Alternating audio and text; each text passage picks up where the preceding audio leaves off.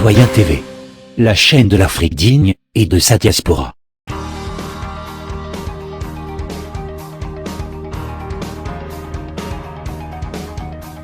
Au sommaire, diaspora, réunion publique, appel à mobilisation, Université Patrice Lumumba de Moscou et pour finir, la Russie de Poutine.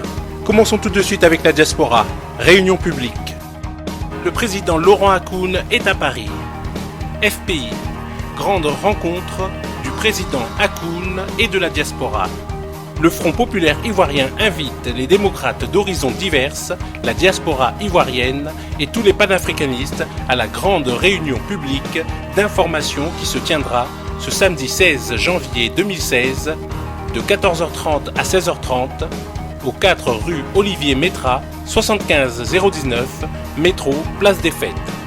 Cette grande réunion sera présidée par le président délégué Laurent Hakoun en présence d'autres personnalités. Camarades militants et militantes, patriotes et panafricanistes de tous bords, venez partager le message fort du Front populaire ivoirien de Laurent Gbagbo et donnez vos points de vue pour la bonne marche de notre lutte. Info, Claude Koudou.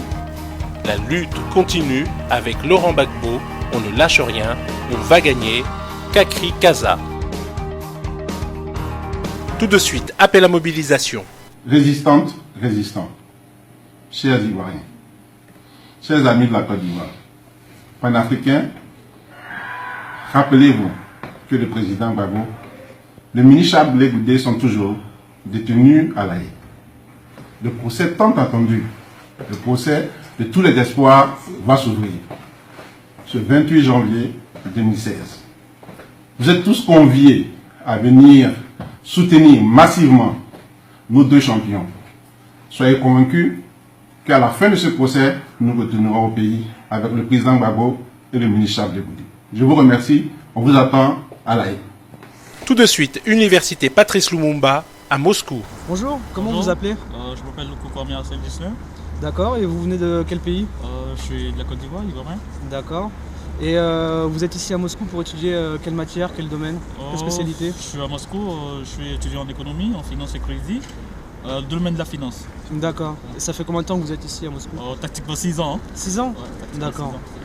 6 ans. Et donc je vais enchaîner sur comment sont les conditions de vie à Moscou. Est-ce que vous avez souffert de racisme, d'attitudes négatives vis-à-vis de la population locale? Comment ça s'est passé?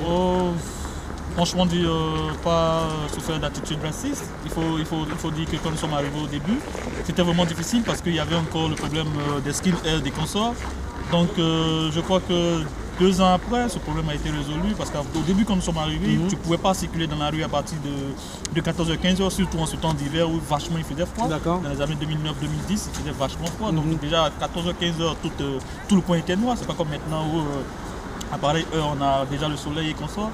Donc je crois que ce problème a été résolu. Les Noirs circulent maintenant comme ils veulent. Bon, il y a eu peut-être certains problèmes dans d'autres villes, comme nous l'avons entendu peut-être à Saint-Pétersbourg, bien dans d'autres régions, où c'était encore...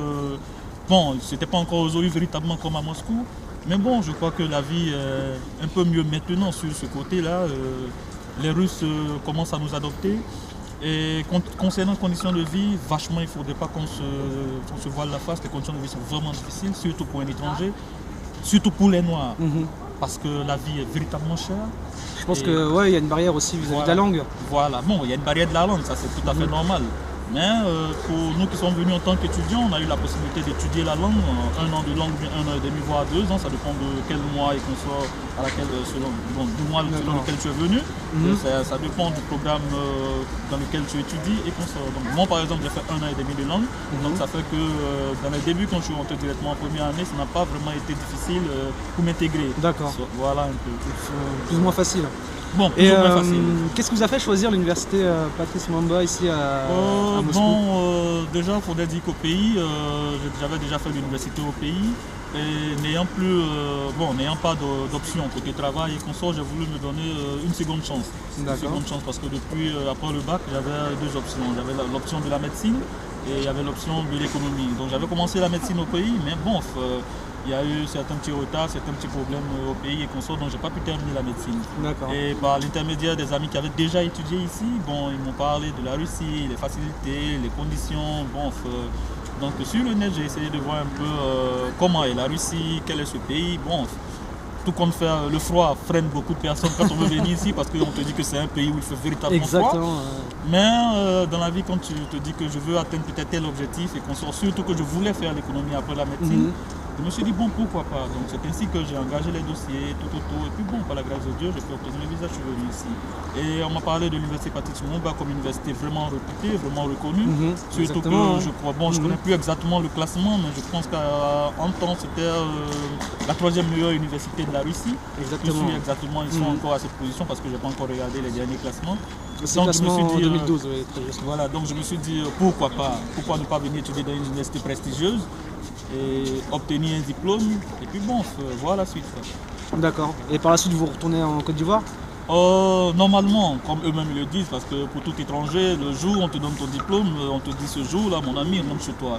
Mais bon, les perspectives, ça dépendra des offres d'emploi. D'accord, en fonction du marché du travail. En fonction du marché du travail. Pourquoi ne pas continuer peut-être dans un master pour être encore plus aguerri ou bien bon, qualifié, bien sûr, et tout ça. Donc, Et autre question, est-ce que ça vous choque pas que la Russie, qui n'a aucun passé colonial, ait nommé son université Patrice Lumumba ici à Moscou?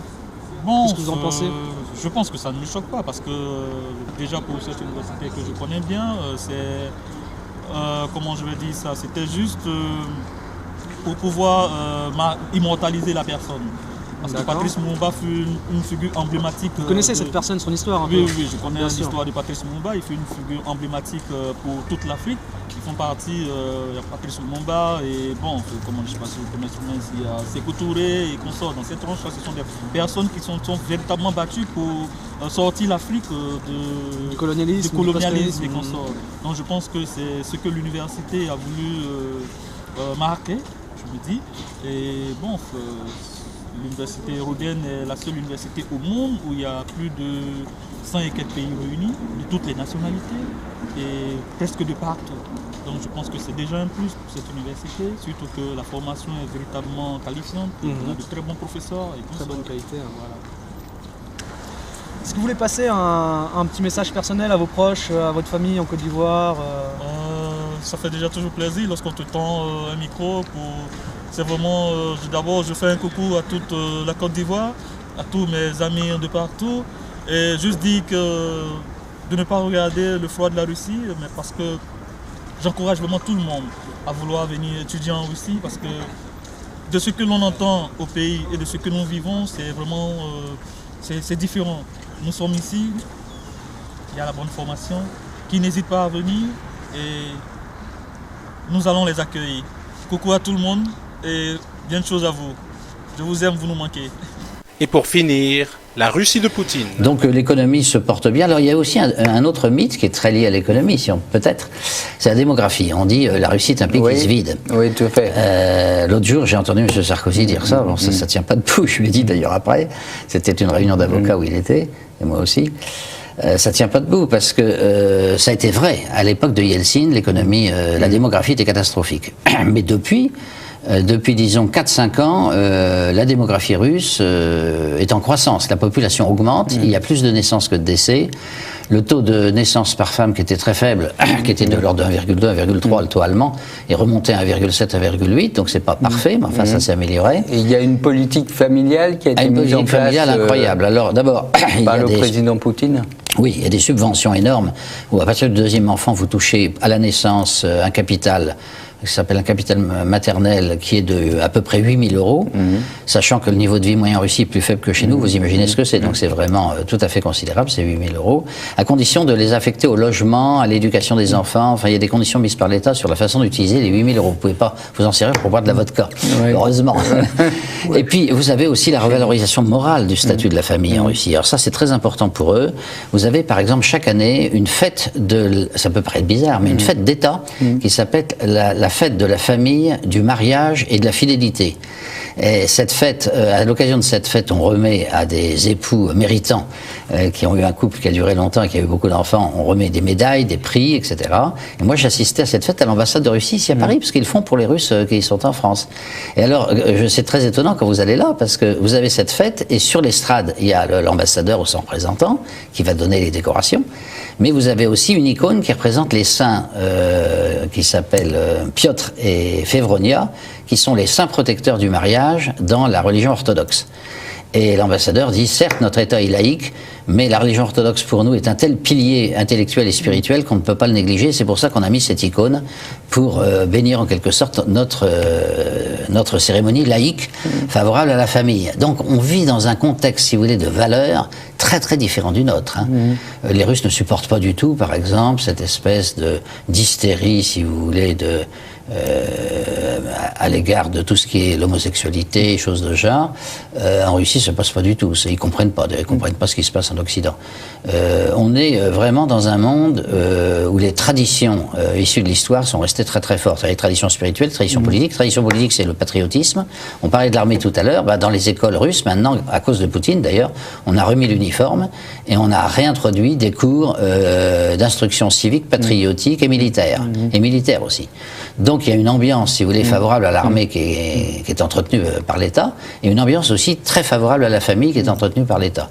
Bon, on ne peut pas dire que chez nous ce soit vraiment le cas, évidemment. Non. Alors, est-ce que les taux de divorce sont plus faibles qu'en Europe ou... Traditionnellement, ils étaient élevés, mais ils ont beaucoup baissé. Alors, je les ai pas mis dans mon livre, il faudrait effectivement les étudier de plus près, mais j'ai mis la courbe des avortements qui, elle, s'est complètement effondrée. Ah oui. Parce qu'à l'époque post-soviétique, c'était épouvantable, c'était un des taux les plus élevés du monde, il y avait peut-être un bébé sur deux qui était tué lors d'un avortement, et ces avortements, il y a une courbe, d'ailleurs, qui est dans mon livre, se sont complètement effondrés, peut-être à cause de cette politique de revalorisation morale et financière de la famille. Je pense que ça a dû jouer un rôle, forcément. Et est-ce que les Russes ont des difficultés pour se loger ou alors...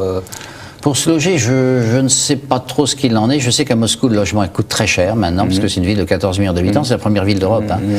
Donc le prix du foncier a beaucoup augmenté. Moi, je peux vous donner que des impressions vécues. Par exemple, je donne des cours dans une ville moyenne qui s'appelle Veliki Novgorod, qui est près de Saint-Pétersbourg. Et là, je fréquente beaucoup les professeurs de l'université, forcément, puisque j'en suis un. Et les professeurs m'invitent chez eux à dîner, les Russes invitent volontiers. Et je suis frappé parce qu'ils ont tous ces professeurs d'université, ils ont tous un appartement à Novgorod, ils ont une datcha, c'est-à-dire une maison de campagne à la campagne, dans la forêt, à quelques kilomètres de la ville, et ils ont 3-4 voitures pour faire l'aller-retour entre leur ville et leur villa de campagne. Et c'est des professeurs d'université, donc c'est pas des gens hyper riches. Ouais. Alors je dis pas que ça traduit le niveau de vie général, le niveau de vie général est plus bas qu'ici, ça c'est vrai. Mais j'ai l'impression que, on ne sent pas physiquement, quand on va là-bas, disons, le manque de logement. Par contre, il y a beaucoup de chantiers, il y a beaucoup de construction de logements. Et puis, il y a aussi cette chose étonnante. Moscou a été un peu défiguré par tous ces chantiers. Certains ont tendance à considérer... Alors, il y a un chantier, moi, que personnellement, j'aime pas beaucoup, mais enfin, c'est celui, ils ont créé un quartier comme celui de la Défense. Disons qu'il y a un quartier d'affaires. Personnellement, je trouve pas ça très beau. Ça, c'est un goût personnel. Le reste de la ville, non, dans l'ensemble, le reste du centre-ville, en tout cas, les nouveaux immeubles se créent toujours en banlieue.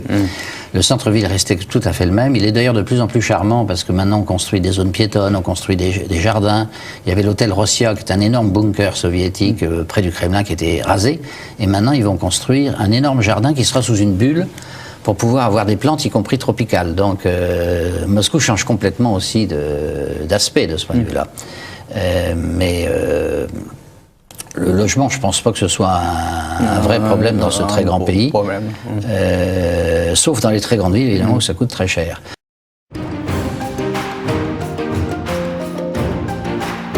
Citoyen TV, la chaîne de l'Afrique digne et de sa diaspora.